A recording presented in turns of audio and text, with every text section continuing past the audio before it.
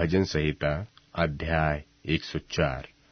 भजन संहिता अध्याय 104। हे मेरे मन, तू यहोवा को धन्य कह। हे मेरे परमेश्वर यहोवा, तू अत्यंत महान है। तू विभव और ऐश्वर्य का वस्त्र पहने हुए है। वह उजियाले को चादर की नाई ओढ़े रखता है। वह आकाश को तंबू के समान ताने रखता है। वह अपनी अटारियों की कड़ियां जल में धरता है और मेघों को अपना रथ बनाता है और पवन के पंखों पर चलता है। वह पवनों को अपने दूत और धधकती आग को अपने टहलुए बनाता है। उसने पृथ्वी को उसकी नींव पर स्थिर किया है ताकि वह कभी न डगमगाए। तूने उसको गहरे सागर से ढांप दिया है, मानो वस्त्र से।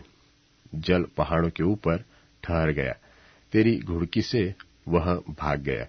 तेरे गरजने का शब्द सुनते ही वह उतावली करके बह गया।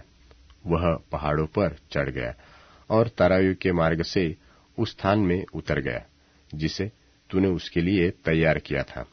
तूने एक सिवान ठहराया जिसको वह नहीं लांघ सकता है और न फिरकर स्थल को ढांप सकता है। वह नालों में से सोतों को बहाता है। वे पहाड़ों के बीच से बहते हैं। उनसे मैदान के सब जीव जंतु जल पीते हैं। जंगली गधे भी अपनी प्यास बुझा लेते हैं। उनके पास आकाश के पक्षी बसेरा करते और डालियों के बीच में से बोलते हैं। वह अपनी अटारियों में से पहाड़ों को सींचता है। तेरे कामों के फल से पृथ्वी तृप्त रहती है। वह पशुओं के लिए घास और मनुष्य के काम के लिए अन्नादि उपजाता है और इस रीति भूमि से भोजन वस्तुएं उत्पन्न करता है और दाख मधु जिससे मनुष्य का मन आनंदित होता है और तेल जिससे उसका मुख चमकता है और अन्न जिससे वह संभला जाता है। यहोवा के वृक्ष तृप्त रहते हैं, अर्थात लबानोन के देवदार जो उसी के लगाए हुए हैं। उनमें चिड़िया अपने घोंसले बनाती है। लगलग का बसेरा सनोवर के वृक्षों में होता है। ऊंचे पहाड़ जंगली बकरियों के लिए है और चट्टाने शापानों के शरण स्थान है। उसने नियत समयों के लिए चंद्रमा को बनाया है। सूर्य अपने अस्त होने का समय जानता है। तू अंधकार करता है, तब रात हो जाती है, जिसमें वन के सब जीव जंतु घूमते फिरते हैं। जवान सिंह अहेर के लिए गरजते हैं और परमेश्वर से अपना आहार मांगते हैं। सूर्योदय होते ही वे चले जाते हैं और अपनी मांदों में जा बैठते हैं।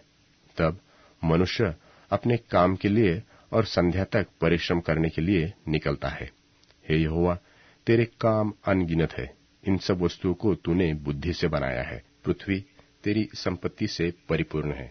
इसी प्रकार समुद्र बड़ा और बहुत ही चौड़ा है और उसमें अनगिनत जलचरी जीव जंतु, क्या छोटे क्या बड़े, भरे पड़े हैं।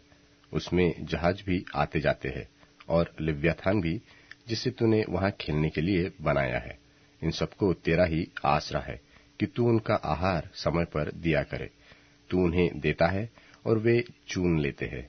तू अपनी मुट्ठी खोलता है और वे उत्तम पदार्थों से तृप्त होते हैं। तू मुख फेर लेता है और वे घबरा जाते हैं। तू उनकी सांस ले लेता है और उनके प्राण छूट जाते हैं और वे मिट्टी में फिर मिल जाते हैं।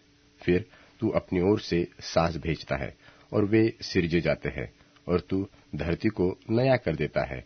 यहोवा की महिमा सदा काल बनी रहे। यहोवा अपने कामों से आनंदित होवे। उसकी दृष्टि से ही पृथ्वी कांप उठती है और उसके छूते ही पहाड़ों से धुआं निकलता है। मैं जीवन भर यहोवा का गीत गाता रहूंगा। जब तक मैं बना रहूंगा तब तक अपने परमेश्वर का भजन गाता रहूंगा। मेरा ध्यान करना उसको प्रिय लगे। मैं तो यहोवा के कारण आनंदित रहूंगा।